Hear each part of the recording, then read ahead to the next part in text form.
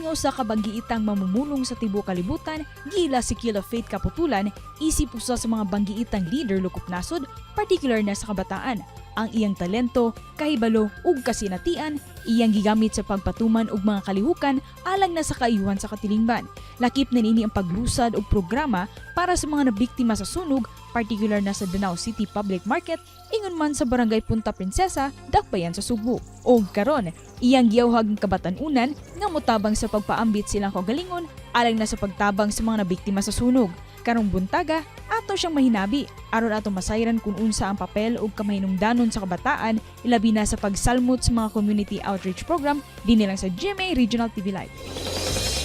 Makauban nato karon sa programa pag-usaba kapuso Best Youth Speaker of Asia 2022 nga gi-organize sa International Leadership Exchange Summit ug ikaupat sa siya top performing female leader 17th Annual Leaders Summit Filipina Young Leaders Organization. Plus, top 8 pagidi siya phenomenal young women leader sa tibok nasod. Kela Faith Kaputulan, maayong buntag Kel, welcome sa GMA Regional TV Live. Kumusta ka karong buntaga? Hello everyone, good morning my buntag. It's so nice to be back. And hi Sir Nico, nice meeting you virtually. I'm okay. Currently busy but balancing all the schedules I have in line. Thank you so much, Kel. Glad to have you on the program. The last time you were here, gi-interview ka ni partner Cecil na hisgutan ang imong mga awards isip usa ka youth leader o usa sa best speakers sa kalibutan. Right now, Kel, let's talk about sa mga biggest role that you're going to portray leading youth volunteers to conduct extraordinary programs, especially sa mga nasunugan ninyo diha sa Danao City o diri sa Cebu City. Can you share to us more about this? Right now, we are actually initiating programs that would benefit like the fire victims and other members of the society. Mao ni ang among gi-organize nga Dribble Lab. It's actually a basketball clinic for a cause, open to all.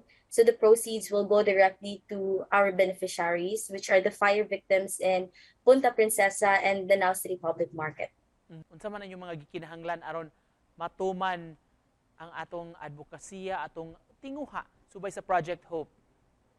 So sa Project Hope, we are honestly a charity base. So we rely on donations coming in abroad and national donors. Nagpasalamat kid kay me because naagi mo share silang blessings, whether small or big, it doesn't matter. It will certainly go a long way. So karon nagkinahanglan gid me og assistance no for the charity to run.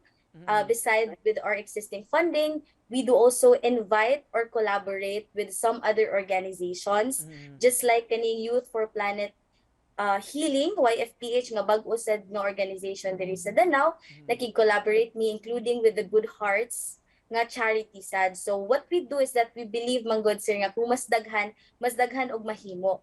So we can't do it alone. That's why we are partnering and trying to look for possible donors and more organizations nga mo collaborate. Para kanimo, why is it important para sa atong mga kabatan-unan atong youth nga ma-involve sa community programs? The youth has to be included, the youth has to be involved in order for the community to work. Because our government cannot do it alone, our parents cannot do it alone, and the school, like any sectors of the community, needs a youth. The participation of the youth in our country in general, sir, and in Cebu in particular, no, is really important. Kay kani man gud atong mga kabatan-unan, if ever na alang gyud sila chance, they will participate. So as for me, having this charity is such an honor because I got to invite volunteers to come over. Daghan gyud kay moingon sir na before they don't know na existing dining mga organizations, but then Project Hope opened like the online volunteerism. So we don't require the volunteers to go and come with us on the site if we have outreach, because namgay limited sir no, limited ang transportation and of course the budget sometimes. So what we do is that through online volunteering or volunteerism, makatabang sila sir. So how?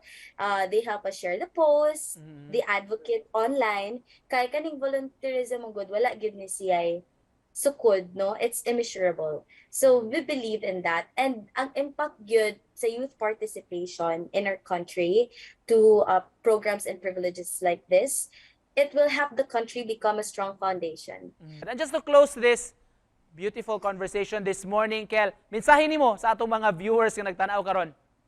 Yeah, everyone, first of all, I'd like to thank GMA Regional TV Live and Sir Nico. Thank you very much for that beautiful conversation. No? Please help us achieve our goal to help the beneficiaries of Project Hope. Project Hope, you can search that on Facebook. It's visible in Instagram. Just search Project Hope, as you can see.